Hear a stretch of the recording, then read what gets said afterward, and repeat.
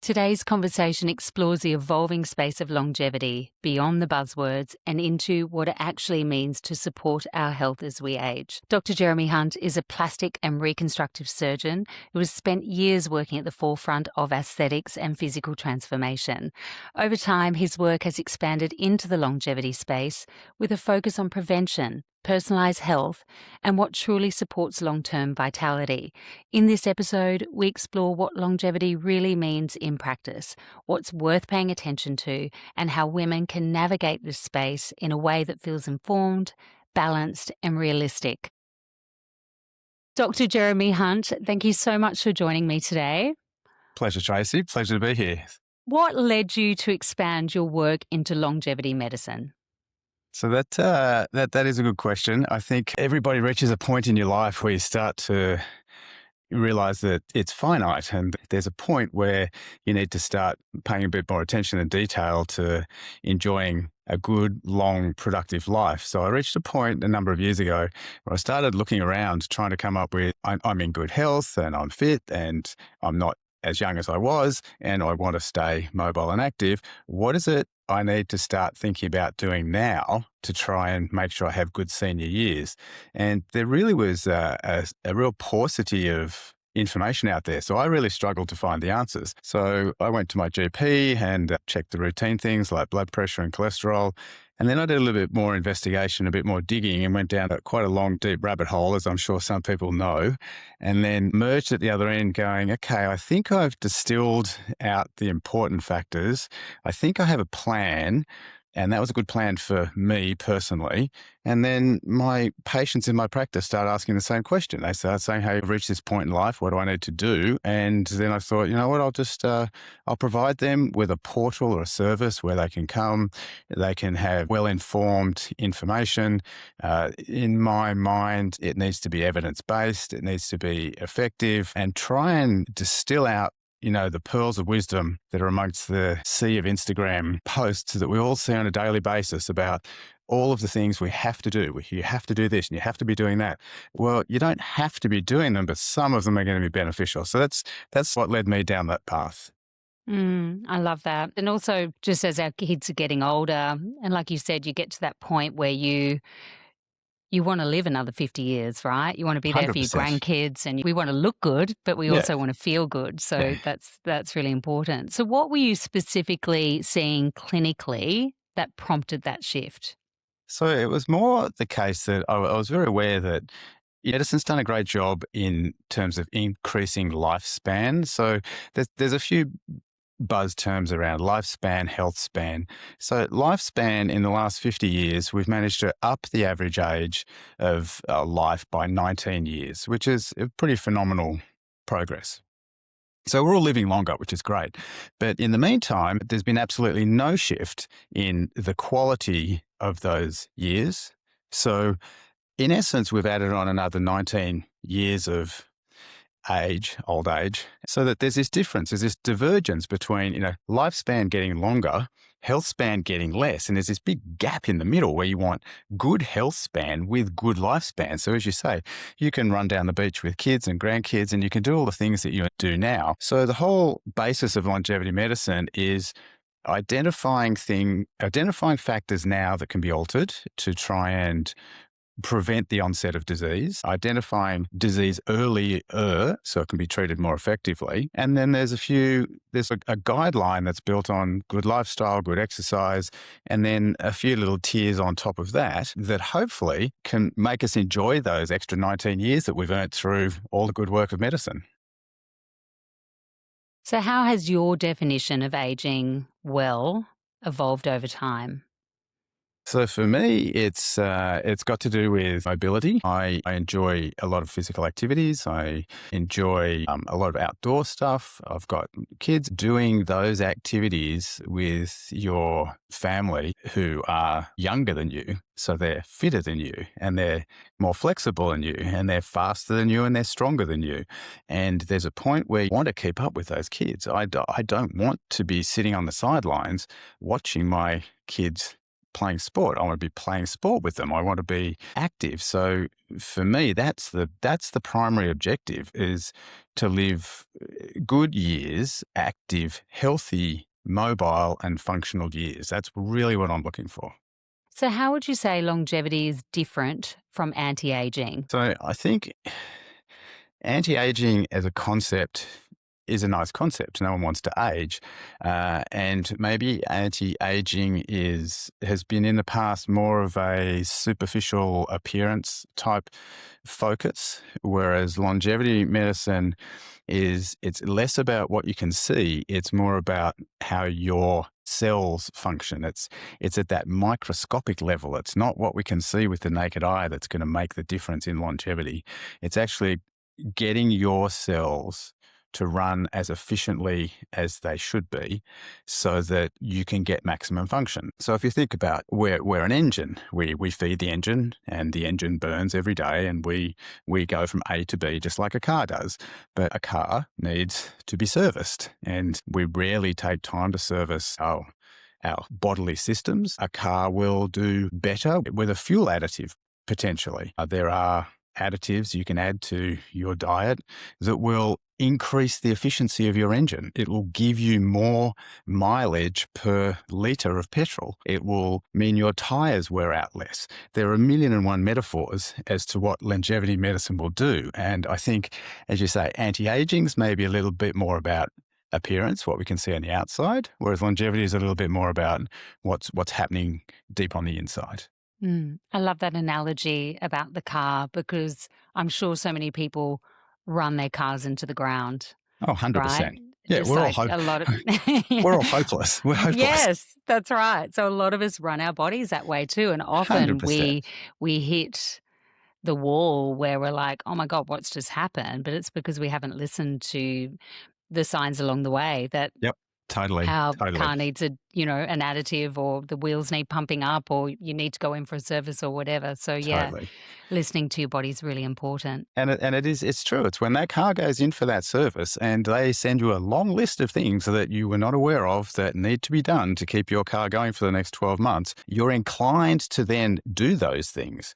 So longevity medicine's all about a bit like taking a peek under the bonnet, maybe doing some baseline investigations, just working out where the system is running at, and then identifying parameters that maybe could be tweaked a little bit in one direction or the other to just maximize good health span. It's all about health span.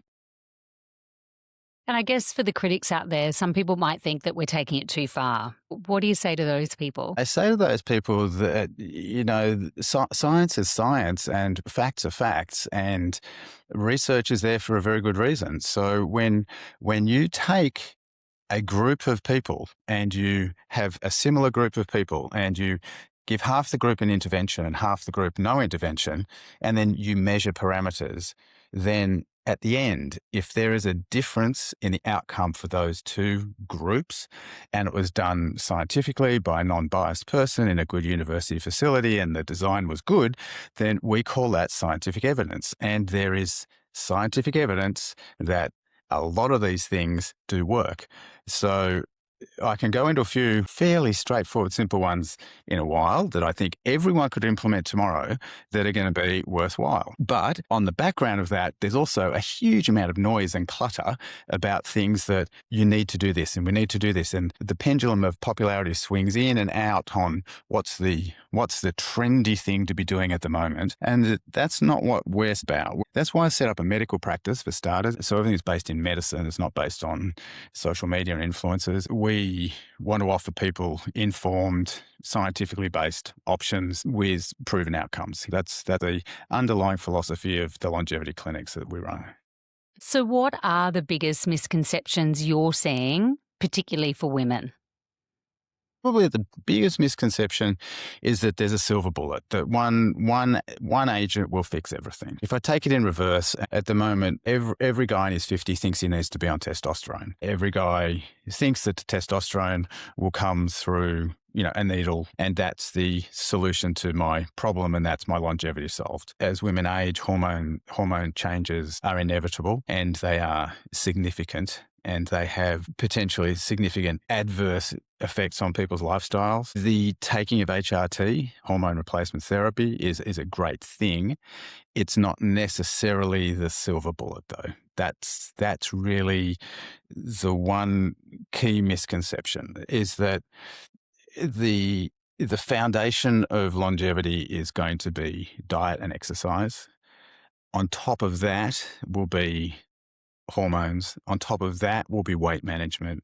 On top of that will be supplements. And on top of that will potentially be the sexy things that everyone talks about on Instagram, peptides and NADs and IV infusions.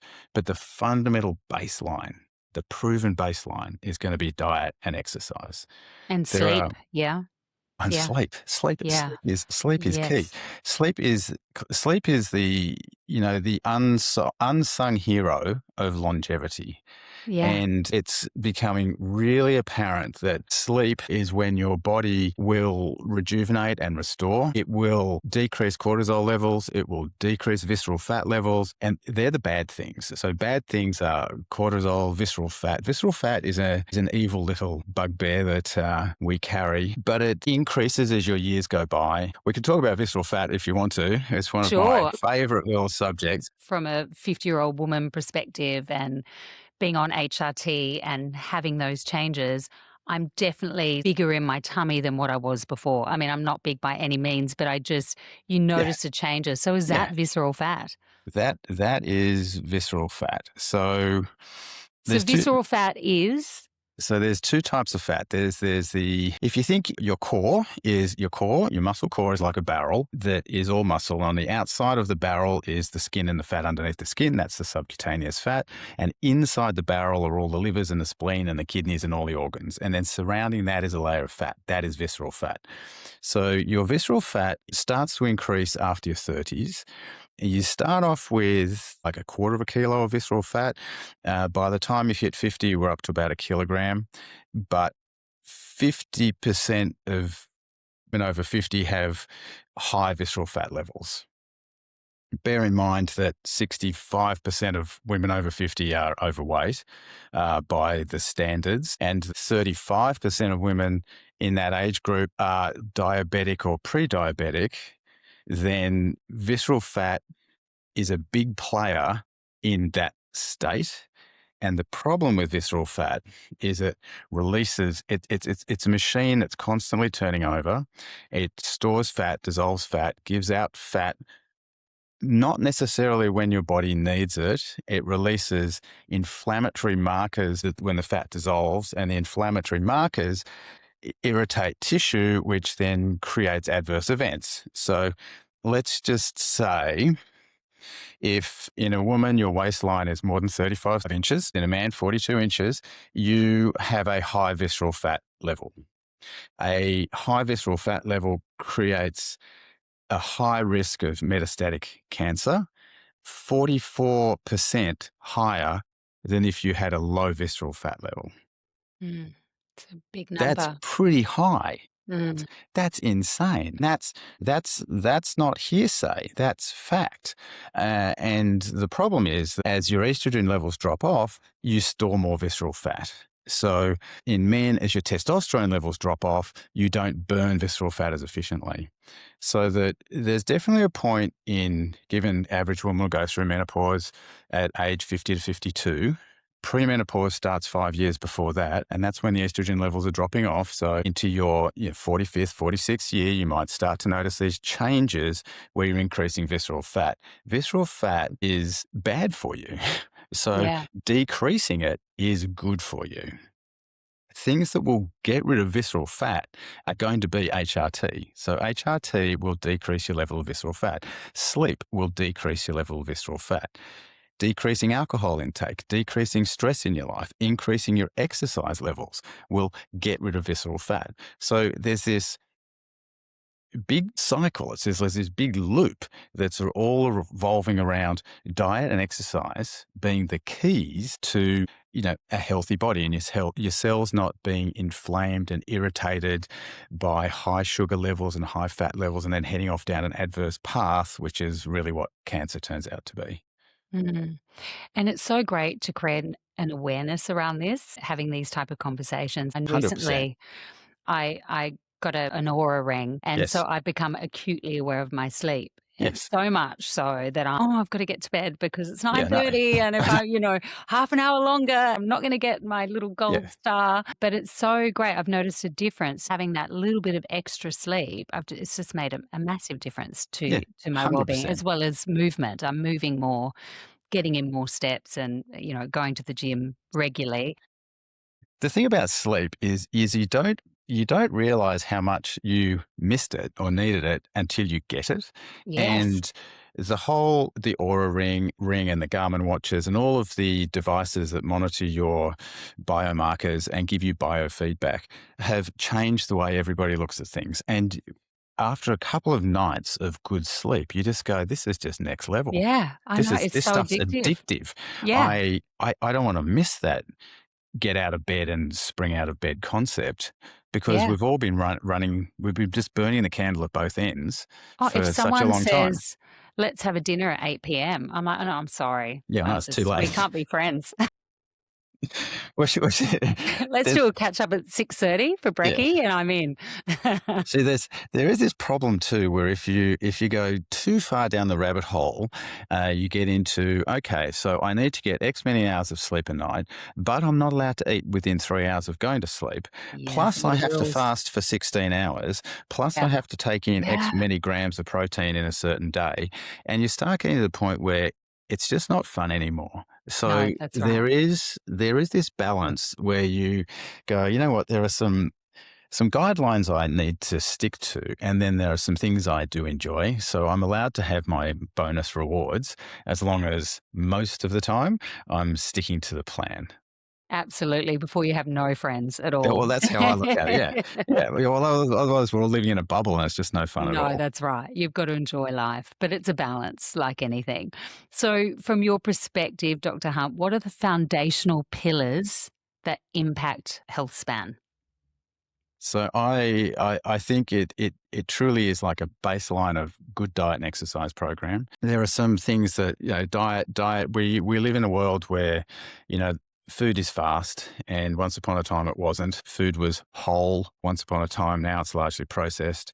So longevity is about filling the little gaps in our lifestyles where things are missing. So you want a good diet, and to achieve that, you may need to supplement it in some way. There's good evidence that supplementing a diet with a multivitamin is beneficial. Once upon a time, we had soil that was full of vitamins or full of minerals, and they would go into the vegetables. And now we know that the level of vitamins and minerals in vegetables is lower than it was. And there is good scientific evidence. There've been studies where they've looked at people who took a multivitamin and people who did not take a multivitamin, and they followed them for 2 years, and then they followed them for 5 years, and they assessed them for brain function. And there is a benefit from taking a multivitamin on a daily basis. In the world we live in now, maybe not in the world 40 years ago, but in the world we live in now, there is 100% scientific evidence that taking a multivitamin is going to be beneficial. You need a balanced diet, you need good sleep, you need regular exercise. There is insanely good evidence around exercise and how it will increase your lifespan and your health span. There is insanely good evidence around some simple supplements like fish oil. Fish oil, nice, simple fish oil. So there's a few things that I would recommend people do on a daily Mhm. basis to set the foundation. And then on top of that, you work your way up the pyramid towards the summit. And basic diet, basic exercise is the fundamental pillar. On top of that is making sure hormones are performing at the level that they should be. On top of that is maintaining a healthy weight range, trying to decrease visceral fat as much as possible. On top of that is then maybe adding some further supplements. And then on top of that, as I say, are the very trendy peptides and NADs and things that people often assume is going to be the solution to all the problems. All I need to do is get on a peptide and I'll be fine. Well, Mm, not unless the foundation is built up first. that's right. There's so many moving parts, isn't Oh, there? there's a lot. There's a lot. So, for someone walking into longevity clinics for the first time, what does that journey look like?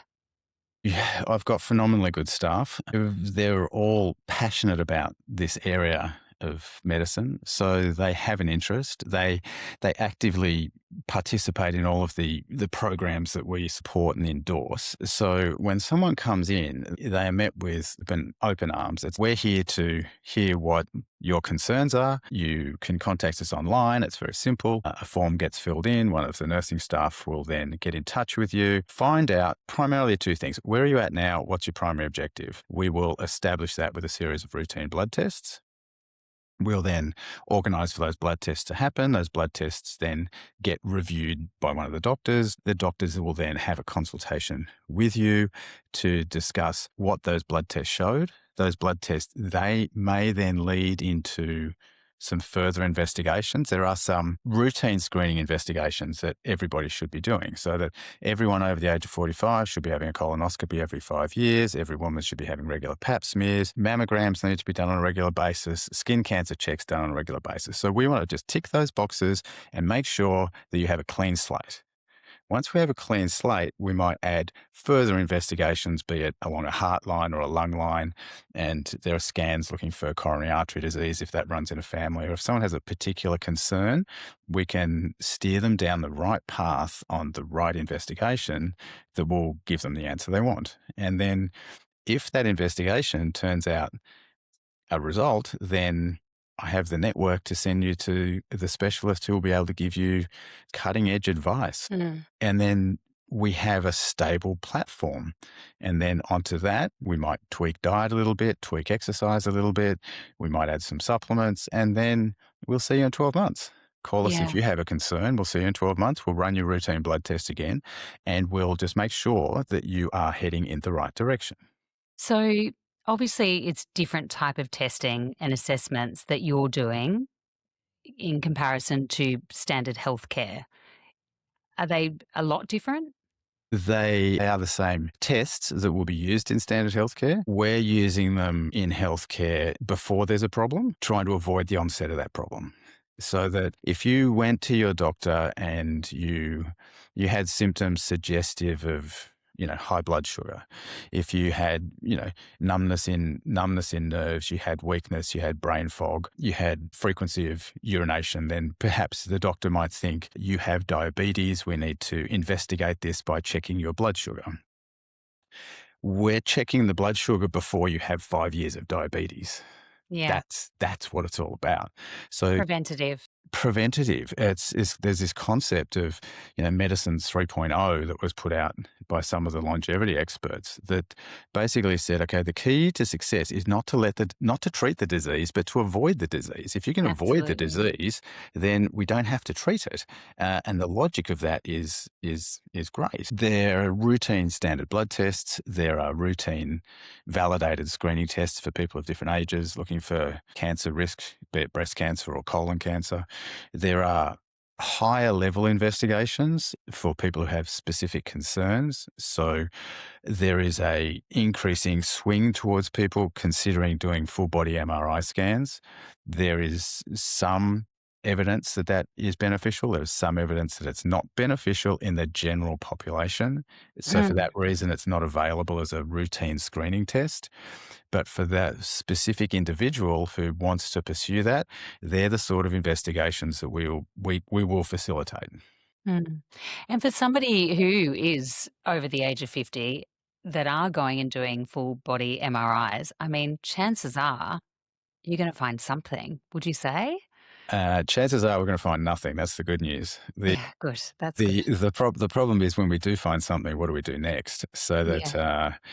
the challenges with all tests are that sometimes the test will think it's found something, but the test is actually not sensitive enough or specific enough to be precise. So it might get it right 98% of the time. And that's where it creates the challenge. Where if you do find something, what is the next step? And for us, the next step is, say we find something on your full body MRI that shows something in the liver. Well, then you're straight off to my favorite liver expert, who will know exactly Sure. what to do next. And it may well then be, this is nothing to worry about, and we have peace of mind, and that's what we're looking for. But there have been occasions where people have found, disease states they didn't know, that then go on to get treated with obviously a far more favorable outcome. So Mm. it just depends on your level of Early sensitivity. intervention. Yes, Yeah. how keen you are to go chasing down that rabbit hole. Well, I had genetic testing years ago and found out that I had the APOE4 gene, one copy. Found out in my early 40s and haven't done anything about it apart from I live a very healthy lifestyle. But at what point would I go get a brain scan? You would go and get a brain scan, or if you had symptoms of anything suggestive, then we would be off for a brain scan straight Hmm. away. Yeah. If you live a healthy lifestyle with no symptoms, and your mind makes you think you want a brain scan, then in my mind you have dis-ease about the concern about, do I have a brain tumor? Disease is disease, and I want to treat your disease. I want you to be at ease. Mm. So if someone comes to me concerned and they say, look, I think I want to do a brain scan, I'm very happy to facilitate that for them, because it'll give them as an individual the answer they're looking for, as opposed to the entire population needs a brain scan on a regular basis. The evidence Yeah. for that doesn't exist as yet. I chatted to someone recently who said to me that longevity clinics and testing are really only for the wealthy, and it's all very good and well if you have money. For those who don't, how can they tap into this space without it becoming overwhelmingly expensive? Okay. You take on evidence-based interventions that will make a difference. Everybody should be on omega-3 fish oil. 90% of the population is deficient in omega-3s. Omega-3s, if you have a high level, you have a 66% lower chance of dementia than if you have a low level. That's a chip shot. A gram of fish oil every day, you decrease your chance of dementia by 66%. Huge. Who's not going to take that? Yeah. Okay. By the way, while you're at it, you decrease your chance of cancer. You decrease your chance of what we term fragility, which is the immobility, joint immobility of old age that leads to falls, which leads to fractured hips, which are significant. Everyone should be on omega fish oil. Everybody should be on a multivitamin. This is easy to do. It's not vastly expensive intervention, and they're proven to work. If you're on a multivitamin, every 2 years you're on a multivitamin, it will decrease your aging by 2 months. So you're going out 2 months. It's not huge. But if you start a multivitamin 20 years down the line, you've done 20 years of 2 months. There's years more quality of life to be had by having a multivitamin. There's solid evidence that it increases brain function. So multivitamins, chip shot. Protein. We don't eat enough protein, full stop. It's hard to eat as much protein in a day as we probably need to. It's not that hard to have some sort of protein supplement in the form of, whey protein or something like that on a daily basis that will increase your protein intake. Increased protein intake means stronger muscles, stronger bones, better outcome. So that's 3 simple ones. And you feel better. Like you do feel better because you can't 100 just take it for a month and go, well, that didn't work for me. You have to be on vitamins True. consistently And to get the impact. it is a slow burn. That's the thing. It's a slow burn, and it is like adding the fuel additive to your petrol. That means your engine runs more efficiently so that your services are less extensive and your services are less expensive, because over years and years and years, you run a better life. You know, the other one that, everyone seems to want to talk about is creatine. Everyone needs to Yeah, be on a what are bit your of. thoughts on creatine? Okay, so my thoughts on creatine is another one of those relatively cost-effective things that you should be on a daily basis. So there is evidence that creatine at 5 grams a day will increase muscle bulk and increase muscle function. Muscle bulk is one of the strongest indicators for or correlators with longevity. Increased muscle bulk decreases your all-cause mortality by 50% in your senior years. And everyone, well, how does big muscle bulk stop you from dying? It stops you from tripping. It stops you from falling over. If you fall over and fracture a hip over the age of 65, the statistics about you not leaving hospital from that injury are Yeah, horrendously high. yeah, So being able to catch yourself as you trip and not have a heavy fall is a major asset in senior years. So 5 grams of creatine, increase muscle bulk. If you go to 10 grams of creatine a day, you increase brain function and muscle bulk. And these are all proven. So it's not that hard. Everybody, in my mind, I want to decrease my chances of dementia. I don't want to fall mm, over.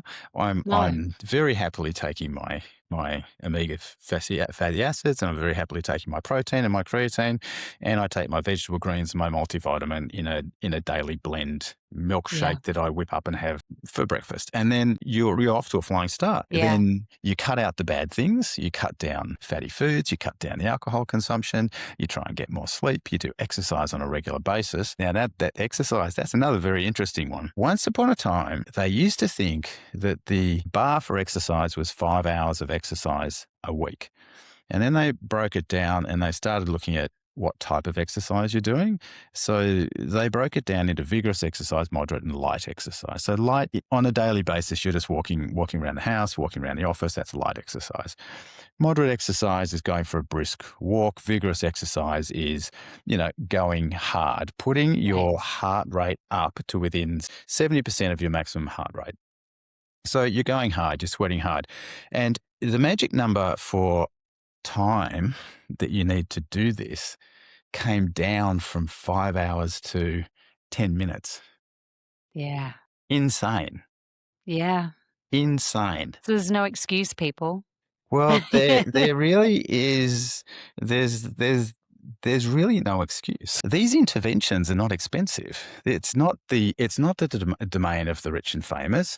Some things are And the domain. we are so conditioned, and I think it comes down to, like, gym classes, right? So a PT doesn't wanna be paid 10 minutes for their time. No, They need no, an hour. They need to charge for their hourly rate, but yeah, we're conditioned that this is how we're meant to exercise. Well, if I can't do an hour, then what's the point? yeah, It's not gonna be hardly worth it, but it yeah, is. I mean, you can do so many sets with weights of an exercise of your choice within 10 minutes and feel sweaty and yeah. fatigued afterwards. Totally, Or totally. energetic. Yeah. And the benefits are crazy. That sort of exercise, 10 minutes of sweaty exercise a day, decrease your risk of all cause mortality in your senior years by 50%, decrease your cancer risk by 40%, decrease, your cardiovascular risk by 50%. It's huge. These are crazy numbers. They're Yeah. crazy. And when And you doable. and doable and absolutely free of charge. If Yeah. you've got 10 minutes and you're Yeah. sitting around, and the thing about the 10 minutes is they then went, okay, so of the 10 minutes, does it really matter how you do the 10 minutes? 1 minute.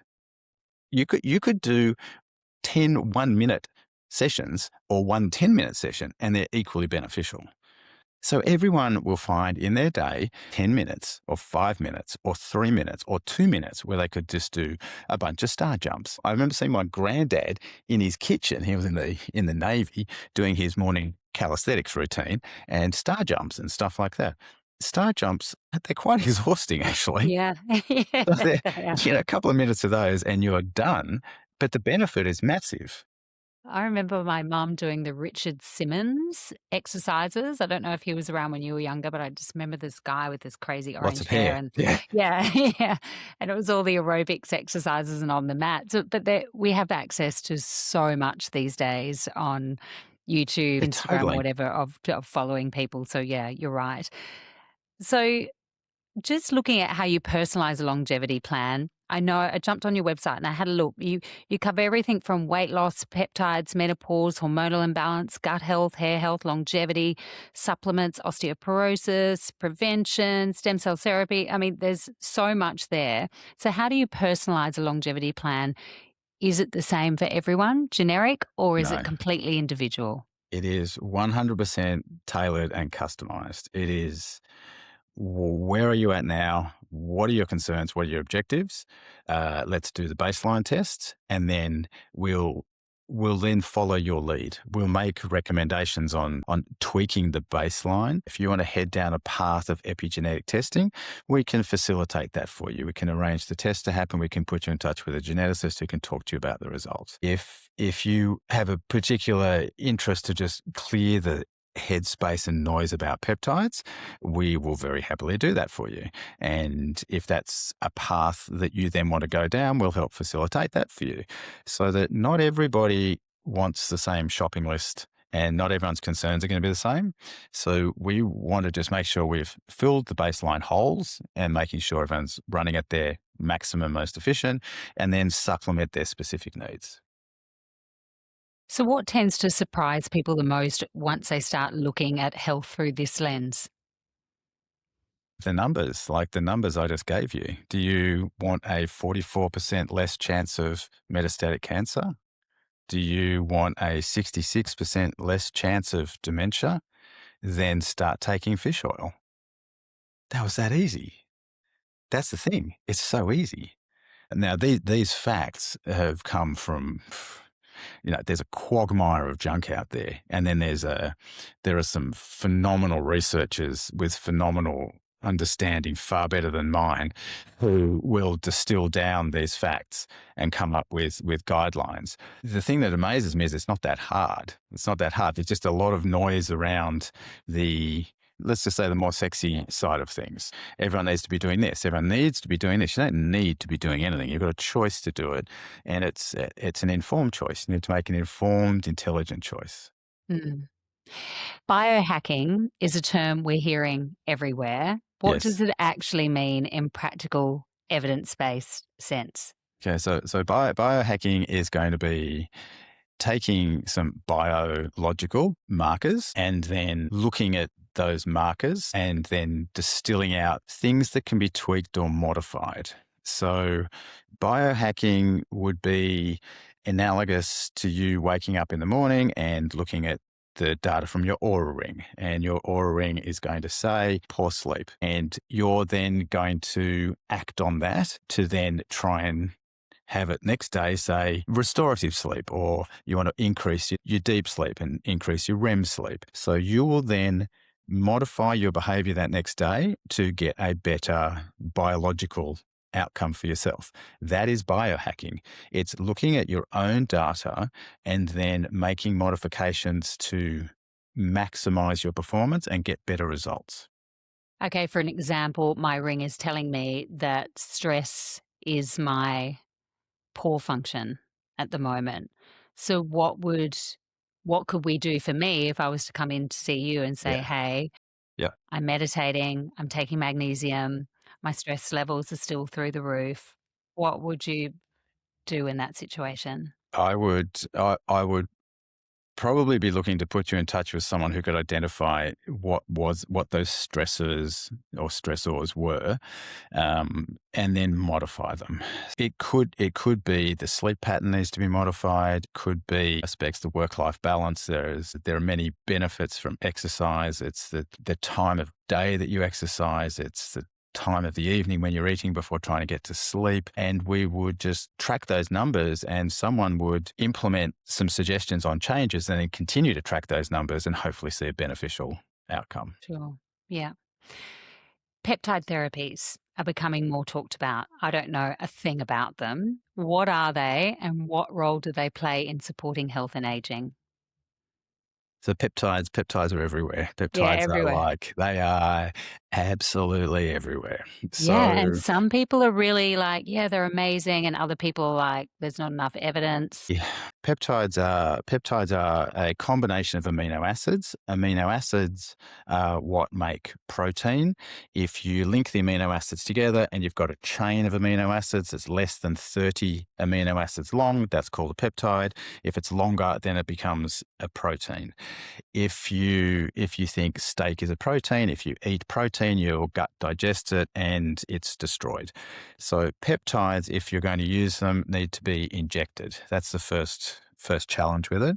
And peptides have been around for a long time. When insulin came along, it changed the world. Insulin is a peptide. The GLP-1 agonists, the Ozempics and the Wegovy's and the Mounjaros of this world, they're peptides, and they have changed this world for the benefit. There are questions about them being used inappropriately. Peptides are not brand new.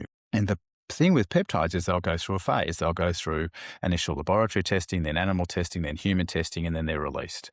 So those peptides, insulin, Wegovy, Ozempic, Mounjaro, they've been through that process.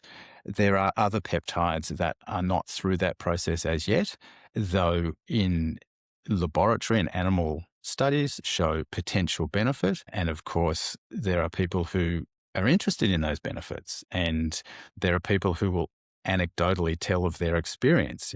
I went on BPC 157 and my, Achilles tendonitis got better. That's not scientific evidence. That's someone's personal experience. So at the moment, there are a number of those peptides around that potentially will show benefit, maybe. At the moment, they're not showing high adverse risk factors. They don't have major downsides, but they are not mainstream treatments. So they're sort of on the fringe. In my opinion, I think there will come to be a time when, just like Mounjaro and Wegovy and Ozempic, they will become standard treatments. So if people think they want to get involved with peptides, here's the hot tip. It's a medication. It comes on a prescription. Therefore, it probably should come from a doctor as opposed to an online, I just bought some from somewhere and they sent me some white powder in a jar with no instructions on what it is, no testing, no qualification, and it was pretty cheap, far cheaper than if I got it from a real medical practice. Well, I would not be injecting that stuff in myself in a pink fit. No So way. if people do want to go down a path of peptides, I would strongly suggest they go to a medical practitioner who has some understanding. The peptides we work with are going to be all Australian made, they're Australian compounded, they're Australian tested. And I personally, this is not research, this is my anecdotal experience, have had good experience with some of the tissue healing anti-inflammatory peptides. And then out there are many, many, many peptides, and they sort of come into different groups. So there's a group that will help with soft tissue injury. There's a group that will help with weight loss. There's a group that will help with weight loss without decreasing muscle. So that one of the problems with the weight loss peptides, Ozempic, is that you can lose a lot of weight, which is great, but you don't want to lose muscle mass. You want to Yeah. lose fat, not muscle. And that's inevitable. I had Professor Belinda Beck on last week and spoke about that, about, Yeah. sure, you do lose weight, but you're losing muscle as well. 100%. And losing muscle having muscle is good for you. Ergo, losing muscle is very, very bad for you. If you are on those particular peptides, you definitely need to be mindful. And this is where DEXA scans and things are very useful to us. And we'll use DEXA scans to measure visceral fat and subcutaneous fat and lean muscle mass. So it gives us a baseline. So when we start any intervention, we need a baseline that we can then do the intervention and then reassess and then modify to maximize the outcome. That way we're making sure we're not sending people down an adverse path. But it may well come to bear that some of the other peptides, ipamorelin, there's lots of names out there people will hear about, will be a better option for some people than Ozempic and Wegovy. But that time has not come yet. Though if you look to the States, the pendulum is swinging back in the direction of them becoming more mainstream. The FDA has put them back on the compounding list for whatever reason, be it political or financial. The pendulum is swinging. And I think Okay. these will become mainstream. Any major side effects? all medical intervention carries side effects and downsides. So the side effects and downsides are small. You're giving yourself a needle, you might get a bruise. If you don't give yourself the injection sterile, you might get an infection. So all of those things exist, but they're very, very low. We talk about a thing called the therapeutic index with medication, and that's the how wide are the goals between getting a goal in and then going too far and creating an adverse outcome. The therapeutic index for a lot of these is massively wide. So it's very hard to create a problem by doing too much of it, but they all do have downsides and we all have to keep an eye on things. And some of the peptides will change your blood count and increase the stickiness of your blood. So we're definitely watching that because we don't want sticky blood creating clots and then having problems. So it's not for the locker room at the back of the gym. That's basically my bottom Sure. line. Yeah, good advice. So, where do you see women wasting time, money, or energy when it comes to their health?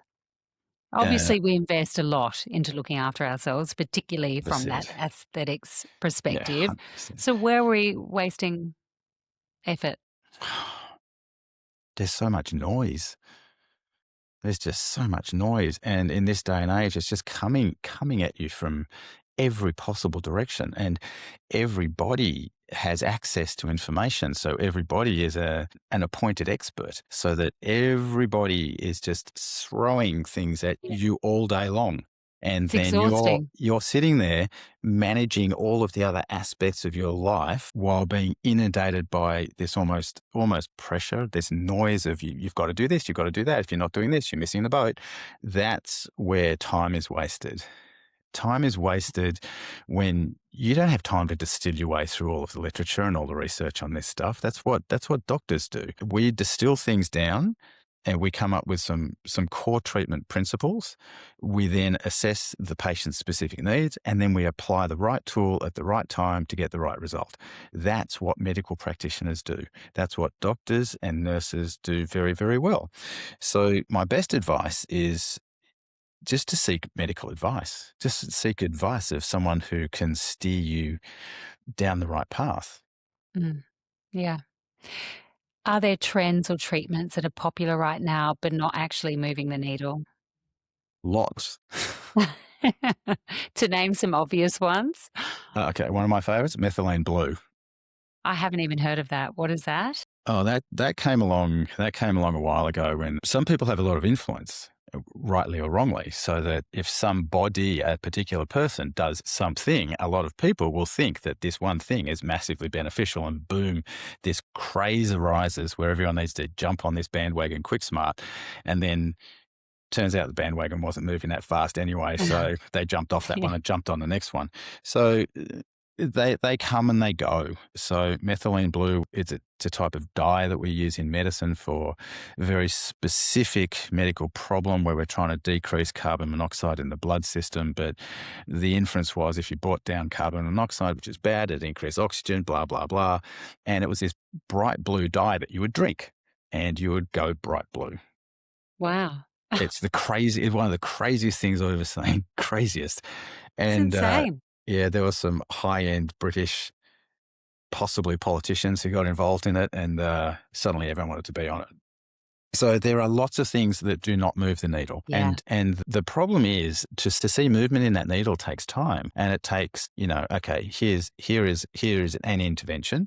Here's a group of people who are equal in all ways as best we can match them. Half get the intervention, half don't get the intervention, wait for the period of time, reassess. So it does take time for these things to evolve. So, the multivitamin study I just alluded to, that published results at 2 years.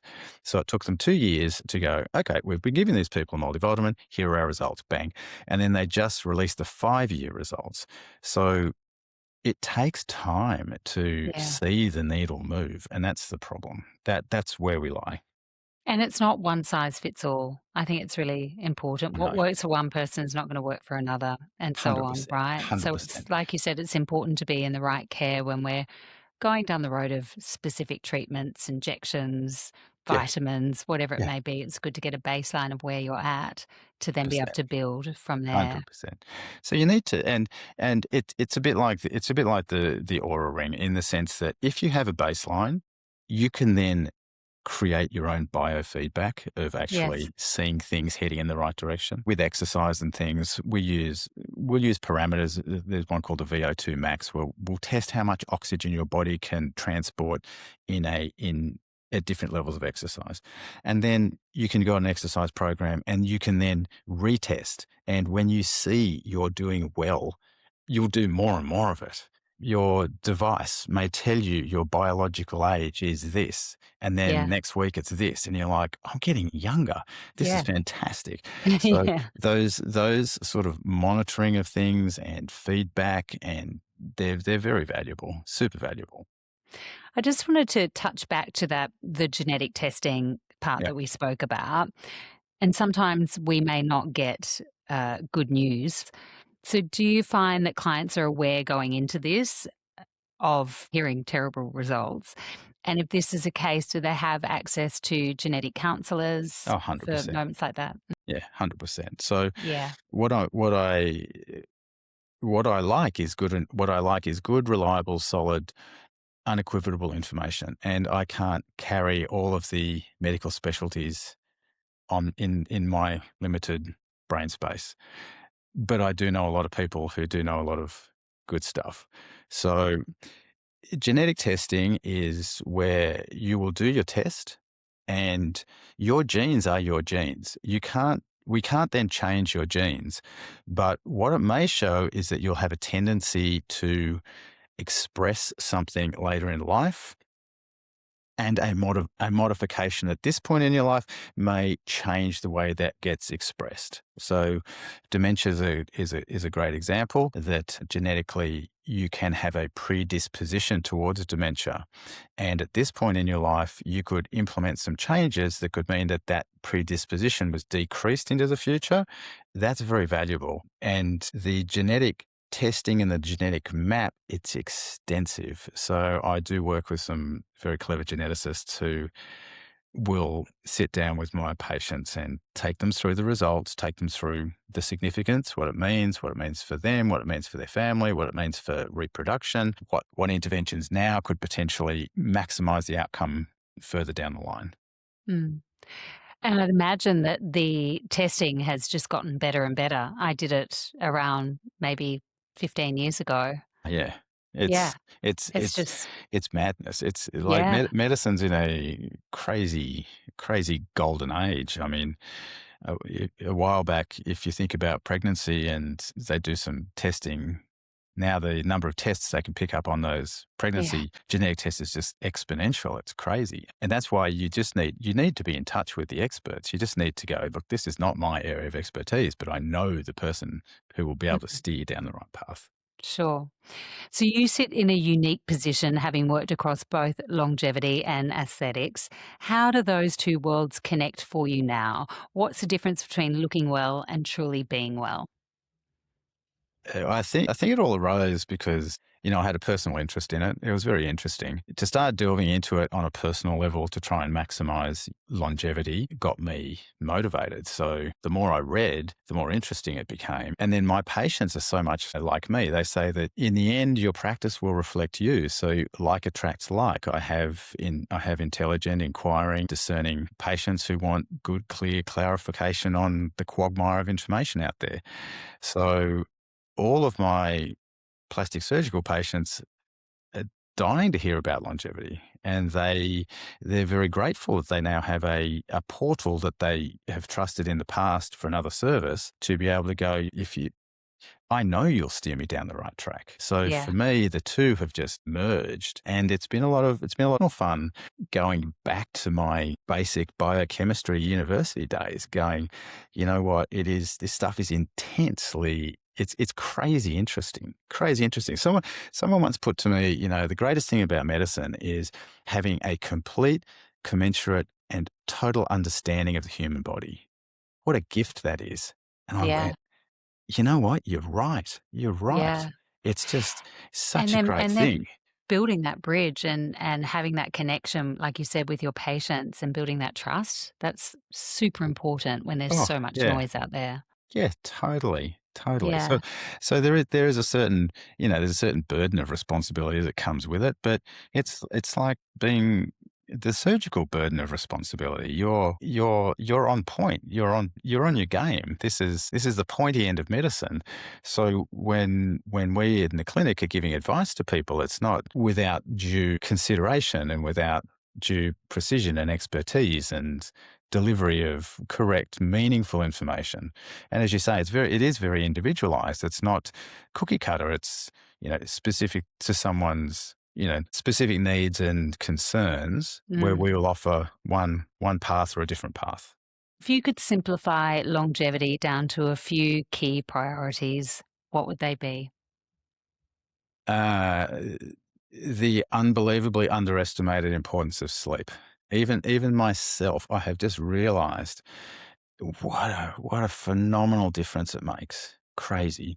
So sleep is essential. Daily exercise is absolutely essential. Oddly enough, the more vigorous the exercise is, the less time you need to spend doing it. So people will find their happy medium. Some basic dietary supplemental changes in this world in 2026 to replace the things that we've lost in our diet, maybe through agriculture, maybe that were there 50 years ago, are relatively simple to do, and they are cost effective, and they will reap benefits into the future. So, my advice, get good sleep, do exercise on a daily basis, and think about some simple supplements.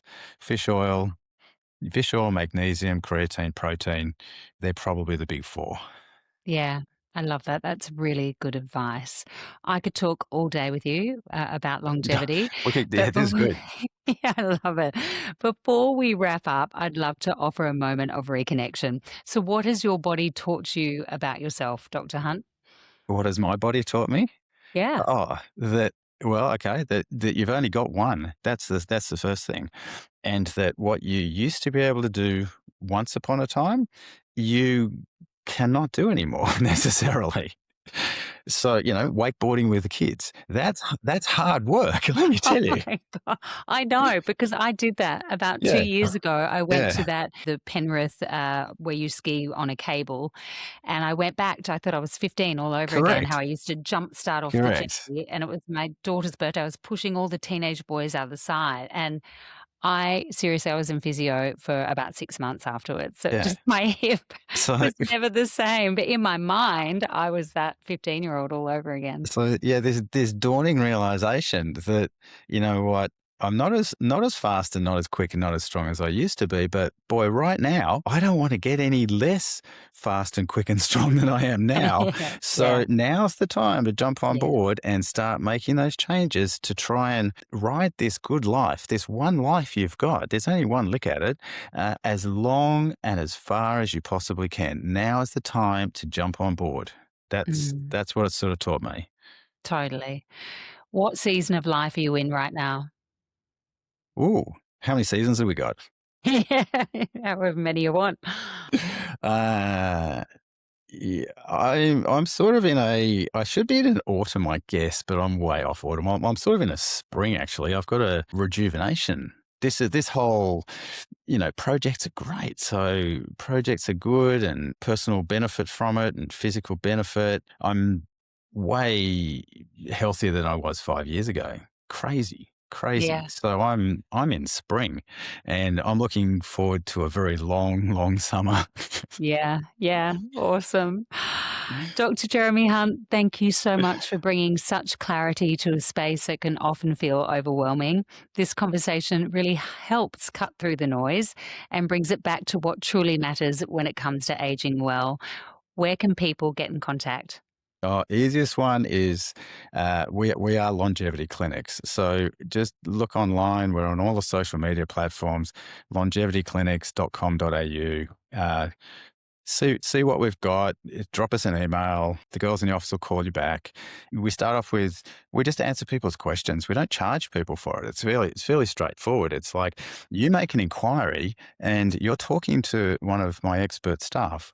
They will then take you through the options, and whether you go down that path or not is up to you. But that initial inquiry, there's no charge. It's just free information. And that makes it very accessible. Anyone who's interested, longevityclinics.com.au or the social media platforms, and we'll get back to you. And I'm really looking forward to having you back on for a part 2 conversation on all things plastic surgery. My pleasure. This has been great. Tracy, thank you so much. Great. Thank you. Thanks so much.